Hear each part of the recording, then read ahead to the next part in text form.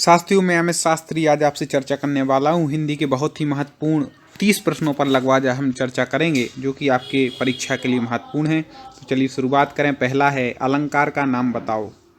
प्रिय प्रवास की बात चलत ही सूखी गया तिये कोमल गात।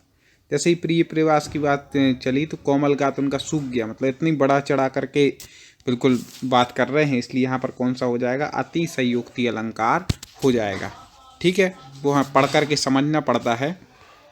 आगे देखते हैं, सही विकल्प चुनिए। क्या चुनना है, खाली स्थान और शब्द चयन में विशेष ध्यान देने से कविता भाव संप्रेषण में सहायक होती। किस किस में, तो आपको बता दें कि इसका उत्तर कमेंट में आपको ही बताते जाना है और फिर हम भी बताते जाएंगे।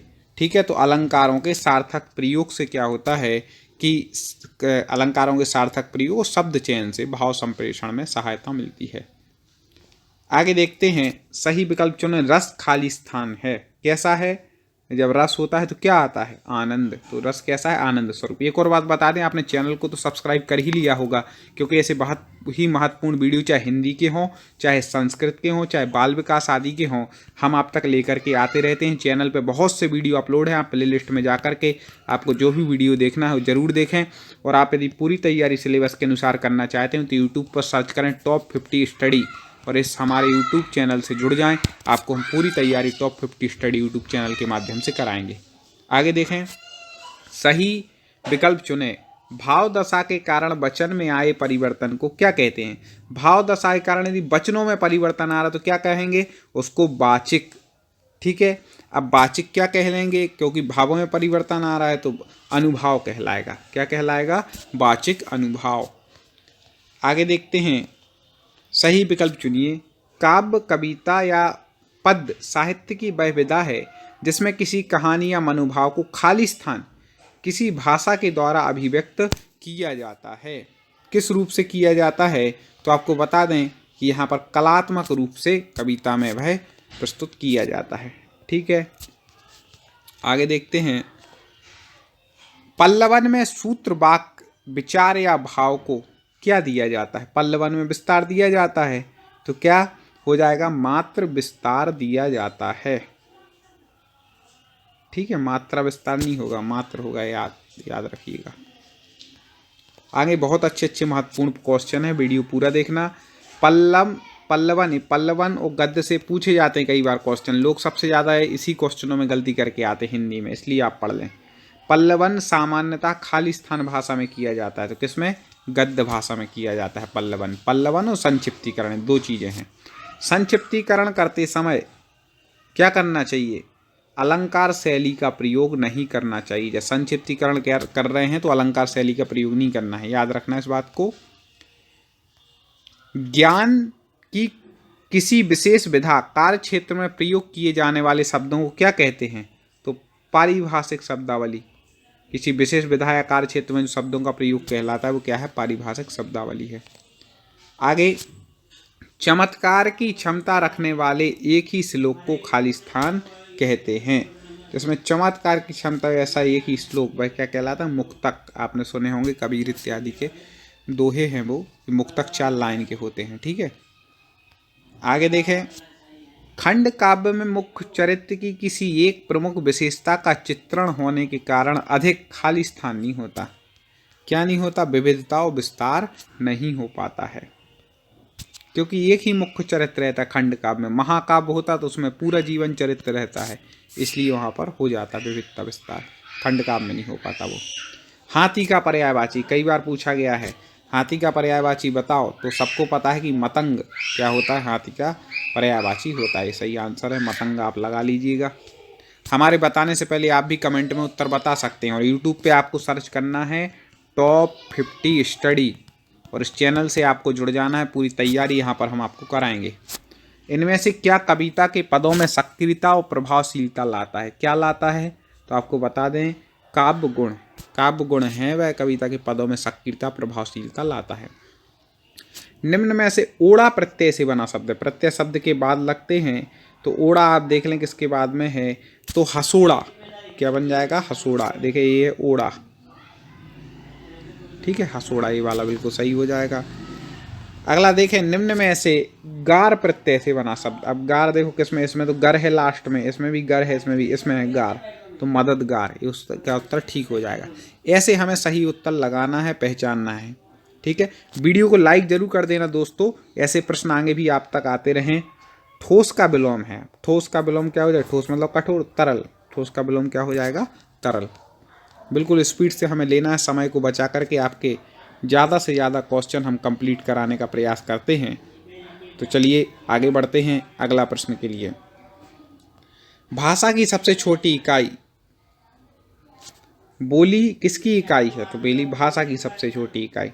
ठीक है, भाषा की सबसे छोटी इकाई क्या है? ध्वनि या वर्ण। ठीक है, ऐसे ही बोली किसकी है? तो बोली भाषा की छोटी इकाई है, याद रखिएगा। मैंने उसे बहुत समझाया परंतु वह नहीं समझी। अब एक कौन सा वाक्य है? 3 प्रकार के वाक्य अपन पढ़ चुके हैं, मिश्र वाक्य, संयुक्त, सरल और निषेधात्मक आदि वाक्य अर्थ के आधार पर 8 प्रकार के भी पढ़े हैं। तो यहाँ पर बोल रहे हैं कि मैंने उसे बहुत समझाया परंतु वह नहीं मानी। कैसा वाक्य है? तो परंतु वगैरह जो आ जाए और आ जाए तो हमने बताया था संयुक्त वाक्य होता है। मैंने उसे समझाया एक वाक्य, परंतु वह नहीं समझी दूसरा, तो संयुक्त वाक्य हो गया। ठीक है, अब देखें नीचे दिए गए वाक्य के लिए सटीक मुहावरा बताइए। इसके लिए मुहावरा बताना है। वाक्य दिया है बहुत अधिक परिश्रम करने वाला, तो बहुत अधिक जो परिश्रम करता है उसके लिए अपन क्या कहते हैं? कोल्हू का बैल। कहते हैं ना, कोल्हू के बैल जैसे पिल रहे हो भैया, बहुत अधिक परिश्रम कर रहे, तो कोल्हू का बैल। मुहावरा लोकोक्ति हम डेली वैसे भाषा में अपने प्रयोग करते हैं, पहचानने की जरूरत है। इसके लिए भी सही मुहावरा बताना है। क्या है? राम उससे जब पुस्तक मांगने लगा तो वह खाली स्थान करने लगा। अपन किसी से कुछ मांगते उसको नहीं देना हो तो वो क्या करते हैं? वह करते हैं आनाकानी। अपन नहीं कहते भैया आनाकानी कर रहे हो, ऐसा काम कर ही नहीं रहे, दे ही नहीं रहे, तो आनाकानी इसका उत्तर ठीक हो जाएगा। आगे देखते हैं, एक और बात बता दें, यदि आप संस्कृत के लिए आपको अभी तक व्यवस्थित अध्ययन नहीं मिला हो तो आप टॉप 50 स्टडी चैनल पर जाकर के प्ले लिस्ट में जाकर के आप संस्कृत के व्याकरण के, पेडागोजी के, संधि, समास आदि सारी कक्षाओं को पढ़ सकते हैं। युवकों को खाली स्थान होने पर ही विवाह करना चाहिए। क्या होने पर? अपन कहते भैया अपने पैरों पर खड़े हो जाओ तब शादी कर लेना, तो पैरों पर। आगे नीचे दिए गए मुहावरे का अर्थ बताइए। दाग लगना, दाग लगना मतलब क्या होता है? कलंक लग जाता है। अपन बोलते हैं ना तुम्हें दाग लग गया भैया, कलंक लग गया, ऐसा गलत काम किया, तो इस प्रकार से हो जाएगा। ठीक है, आगे बढ़ते हैं। बहुत महत्वपूर्ण प्रश्न है, देखती जाइए। नीचे दिए गए शब्दों के अर्थ बताइए। ठीक है, तो अमूल और अमूल्य। अमूल जिसका मूल नहीं हो वो क्या कहलाता है? अमूल। मूल मतलब होता है जड़, तो एक हो जाएगा जड़ रहित। ठीक है, और फिर अमूल्य, अमूल्य मतलब जिसकी कोई कीमत नहीं हो, जिसकी कोई कीमत या बहुत अधिक कीमत हो, ऐसे उसके कोई सामान्य मूल्य ना लगा सके, तो जड़ रहित और कीमती। इस प्रकार से 3 नंबर उत्तर सही हो जाएगा। और देखें, निम्न नीचे दिए गए शब्दों के अर्थ बताइए। असाध्य और असाधु। असाध्य मतलब होता है जो आसानी से साध्य ना हो, मतलब कठिन हो, एक तो हो जाए कठिन। और असाधु मतलब होता है दुष्ट व्यक्ति, तो कठिन और दुष्ट कहाँ लिखा है? शुद्ध ए लिखा है, कठिन और दुष्ट। 4 नंबर इसका उत्तर सही हो जाएगा। दोस्तों क्वेश्चन आपको पसंद आ रहे होंगे, वीडियो को लाइक ना किया हो तो जरूर कर दीजिएगा। आगे देखें, अबली और आबिल का अर्थ। अबली और आबिल का अर्थ बताना है। तो अबली तो आप जानते हैं, पंक्ति लगा देना, तो पंक्ति हो जाएगा। ठीक है, एक क्या हो जाएगा? पंक्ति। अब दूसरा है आबिल, तो आबिल का अर्थ होता है गंदा। क्या होता है? गंदा, तो पंक्ति और गंदा। ठीक है, ये सही हो जाएगा। आगे, पंचपात्र में कौन सा समास है? कई बार ये पूछा गया, तो हमने बताया था कि पहला शब्द संख्यावाची जहाँ पर होता है वहाँ पर दिगु समास होता है। ठीक है, तो दिगु, संख्यावाची दिगु, याद रखिएगा। यहाँ पर रस का नाम बताना है।